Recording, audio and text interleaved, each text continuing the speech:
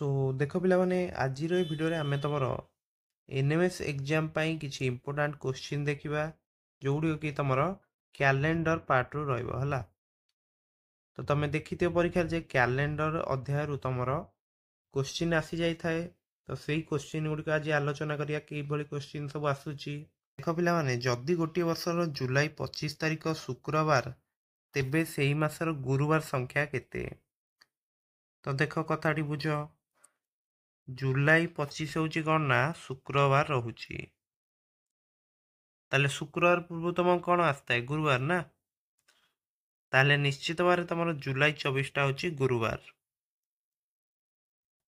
जुलाई 24टा हूँ गुरुवार 24टा जदि गुरुवार ताले 7 माइनस कर ताले केते आसियो 17 आउ 7 माइनस कर 10 आसियो आउ 7 माइनस कर 3 आसियो तो 3 10 17 24 किंतु जुलाई मास टोटाल दिन संख्या केते 31 ना तो या परवर्ती जो 31 तारिखटा भी गुरुवार रहिबो बुझीपारछ तो ताहेले टोटाल गुरुवार संख्या केते रहइबो 5 ऑप्शन बी होची करेक्ट ओके सो परवर्ती क्वेश्चन देखिबा नेक्स्ट देखो पिला माने जदी मार्च 1 तारिखटी सोमवार हुए तेबे एप्रिल 1 तारिखटी केउ बार हबो तो देखो मार्च 1 तारिख देइची गोटे वर्षर सेटा पडुची तमरो सोमवार बुझीपारछ ताहेले ये जो मार्च मास केते दिन बाकी अच्छी 31 माइनस 1 कले आउ केते होची 30 दिन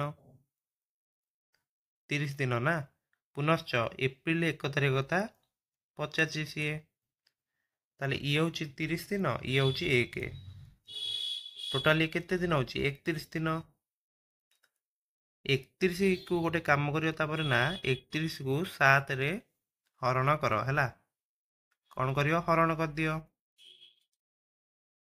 ताहले 4 आसची ताले 4 सप्ताह 3 दिन ये होची तो देखो तुम सोमवार है माने आउ 4 सप्ताह पर भी से सोमवार ही है 4 सप्ताह पर सोमवार है यही 3 दिन पर आउ 3 मिसई दियो माने मंगल बुध गुरु बुझीपार तो ताले को बार हो ना गुरुवार तो परीक्षा रे तुम एमती क्वेश्चन आसी जाउची एगुड़ो इंपोर्टाट क्वेश्चन है तो कौन करियो ना केवल केते दिन होची हिसाब करदो ताकू 7 रे डिवाइड करियो जेतिकी सप्ताह है सेटा चिंता करनी ये जो भाग शेषटा रही से दिन आड करदब बुझीपार तो कथाटी बुझीपार तो ताहले ए अनुसार करिवो परवर्ती क्वेश्चन देखिबा नेक्स्ट देख पिला माने जदि तुमर 10 डिसेम्बर 2004 शुक्रवार हुए तो देख 10 डिसेम्बर 2004 तुमर देइची शुक्रवार तेबे 3 जानुआरी 2005 को बार हम 3 जानुआरी 2005 नुहे कि तो देख ये डिसेम्बर मास केते दिन कि 31 दिनिया तो 10 तारिख जाए 10 तारिखटा शुक्रवार आउ केते दिन बाकी अच्छे डिसेम्बर रे 31 रु 10 माइनस कले केते होची 21 दिन 3 जानुआरी 2005 पचाची माने 21 जुक्त 3 ये केते होची 24 दिन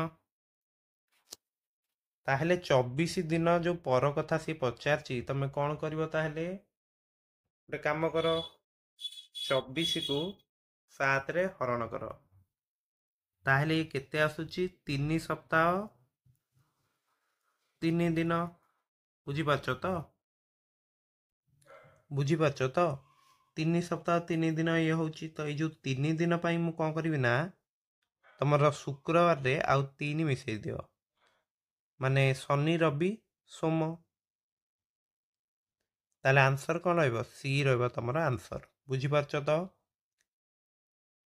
देख 10 डिसेम्बर 2004 जदि शुक्रवार 31 डिसेम्बरटा भी तुम एमती काढ़ी पारे जे 31 डिसेम्बरटा कौन होची शुक्रवार ही रहिबो ना कारण 21 दिन पर कथा कुआउची तो आउ 3 दिन मिसई दौन केते हम शनि रवि सोम बुझीपार तो एमती करिवो नेक्स्ट देख 4 नंबर तुमको देइची जदि 1 12 91 माने एटा तुम 1991 है ରବିବାର ହୁଏ ତେବେ ସେହି ମାସର ଚତୁର୍ଥ ମଙ୍ଗଳବାରଟି କେଉଁ ତାରିଖ ହେବ? ତ ଦେଖ 1/12 ମାନେ ବୁଝିପାରୁଛ ତ? ଡିସେମ୍ବର 1 ତାରିଖ ହେଉଛି ତମର ଡିସେମ୍ବର 1 1991 ହେଉଛି ତମର ରବିବାର। ତାହେଲେ ଚତୁର୍ଥ ମଙ୍ଗଳବାର କଥା ପଚାରିଛି ନା। ତ ପ୍ରଥମ ମଙ୍ଗଳବାରଟା ଦେଖିଦେବା କୋଉ ବାରରେ ପଡୁଛି, ମାନେ କୋଉ ତାରିଖରେ ପଡୁଛି। ଡିସେମ୍ବର 1 ହେଉଛି ରବି, ତାପରେ କ'ଣ ସୋମବାରଟା 2 ତାରିଖ, ମଙ୍ଗଳବାରଟା ହେଉଛି 3 ତାରିଖ। ତ 3/12 ନୁହେଁ କି?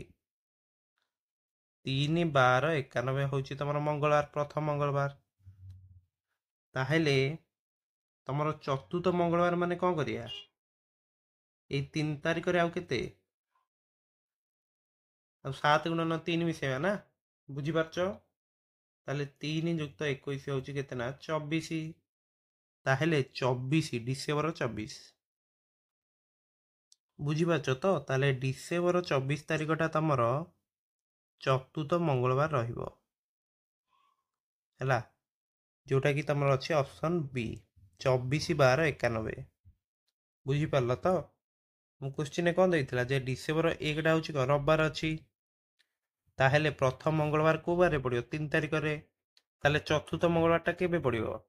ଦେଖ 3 ତାରିଖ ପଡ଼ିଲା, ତାପରେ 10, ତାପରେ 17, ତାପରେ 24 ନା। ତାହେଲେ ଏଇଗୁଟା ହେଉଛି କ'ଣ ଚତୁର୍ଥ ମଙ୍ଗଳବାର। ବୁଝିହେଲା? ପରବର୍ତ୍ତୀ କୋଶ୍ଚିନ୍ ଦେଖିବା। ନେକ୍ସଟ ଦେଖ ପିଲାମାନେ, ଯଦି ଅକ୍ଟୋବର ମାସ 1 ତାରିଖଟି ରବିବାର ହୁଏ ତେବେ ନଭେମ୍ବର ମାସ 1 ତାରିଖ କେଉଁ ବାର ହେବ? ତ ଦେଖ ଅକ୍ଟୋବର 1ଟା ହେଉଛି ତମ ରବିବାରରେ ପଡୁଛି ନୁହେଁ କି? ତାହେଲେ ନଭେମ୍ବର 1 ତାରିଖଟା କୋଉ ବାର ହବ ସିଏ ପଚାରିଛି, ନଭେମ୍ବର 1। ସୋ ବୁଝିପାରୁଛ ତ? ଅକ୍ଟୋବର 1ଟା କ'ଣ ରବିବାର, ତାହେଲେ ନଭେମ୍ବର 1 ପାଇଁ ଆଉ କେତେ ଦିନ ବାକି ଅଛି? 31 - 1 କଲେ କେତେ? 30 ଦିନ। 30 ଦିନ ନା, ଏବଂ এই ନଭେମ୍ବର 1 ହେଉଛି ଆଉ ଗୋଟେ ଦିନ। ତାହେଲେ ଟୋଟାଲ କେତେ ହେଲା? 31 ଦିନ। ତାହେଲେ 31କୁ ଯଦି 7ରେ ହରୁଛ କେତେ ଆସୁଛି? ଇଏ ତମର ଆସୁଛି 4 ସପ୍ତାହ ଆଉ 3 ଦିନ।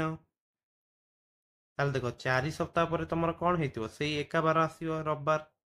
ଆଉ ଏଇ ଯୋଉ 3 ଦିନ ପାଇଁ ଆଉ 3 ଆଡ୍ କରିଦିଅ, ତାହେଲେ ତମର ହେଉଛି ରବିରେ 3 ଦିନ ଆଡ୍ କରିନ, କେତେ ହବ? ସୋମ ମଙ୍ଗଳ ବୁଧବାର। ତାହେଲେ ସି ହେଉଛି କରେକ୍ଟ। ବୁଝିପାରିଲ ତ? ଯଦି ଅକ୍ଟୋବର 1 ତାରିଖଟା ତମ ରବିବାର ପଡୁଛି, ନଭେମ୍ବର 1 କେମିତି କାଢ଼ିଲ ନା? ଦେଖ ଅକ୍ଟୋବର ମାସରେ ଆଉ କେତେ ଦିନ ବାକି ଅଛି? 30 ଦିନ। ନଭେମ୍ବର 1 ଗୋଟେ ଦିନ, ତାହେଲେ 31 ଦିନ ହେଉଛି। ତାହେଲେ 31କୁ 7ରେ ହଲେ କେତେ ହେଉଛି? 4 ସପ୍ତାହ 3 ଦିନ। ମାନେ 4 ସପ୍ତାହ ପରେ କ'ଣ ହେଇଥିବ? ସେଇ ରବିବାର ହେଇଥିବ। ଏଇ 3 ଦିନ ପାଇଁ ଆଉ 3 ଆଡ୍ କର, ତ କ'ଣ ହେଇଯିବ? ସୋମ ମଙ୍ଗଳ ବୁଧ। ତାହେଲେ ସି ହେଉଛି କରେକ୍ଟ। ସୋ ବୁଝିପାରିଲ ଏଇ ଯେଉଁ କୋଶ୍ଚିନ୍ ଆଜି ସବୁ ଆଲୋଚନା କଲେ। ତ କ୍ୟାଲେଣ୍ଡରରେ ମେନଲି ତମର ଏଇଭଳି କୋଶ୍ଚିନ୍ ଆସିଥାଏ, ଏହା ବାହାରୁ ତମର ଆଉ କିଛି ଅଲଗା କୋଶ୍ଚିନ୍ ଆସିବ ନାହିଁ। ସୋ ବୁଝିପାରୁଛ ତ? ତମର କ୍ୟାଲେଣ୍ଡରରେ ଏଇଭଳି କୋଶ୍ଚିନ୍ ଆସିଥାଏ। ସୋ ଏଇଭଳି କୋଶ୍ଚିନ୍ ଅଧିକରୁ ଅଧିକ ପ୍ରାକ୍ଟିସ୍ କର, ପୁରା ଇଜି କୋଶ୍ଚିନ୍ ରହୁଛି। ଯଦି ଦେଖିବ କ୍ୟାଲେଣ୍ଡର ଯେଉଁ କୋଶ୍ଚିନ୍ ଗୁଡ଼ା ଆସିଥାଏ ଇଜି ରହିଥାଏ। ସୋ ନିଶ୍ଚିତ ଭାବରେ ତମର এই କୋଶ୍ଚିନ୍ ତମେ ପ୍ରାକ୍ଟିସ୍ କର। ଏଇ କୋଶ୍ଚିନ୍ର PDF ତୁମକୁ ଟେଲିଗ୍ରାମ ଚ୍ୟାନେଲରେ ମିଳିଯିବ। ସୋ ନିଶ୍ଚିତ ଭାବରେ ଜଏନ୍ କର। ସୋ ସମସ୍ତଙ୍କୁ ପରୀକ୍ଷା ପାଇଁ best of luck. Thanks for watching.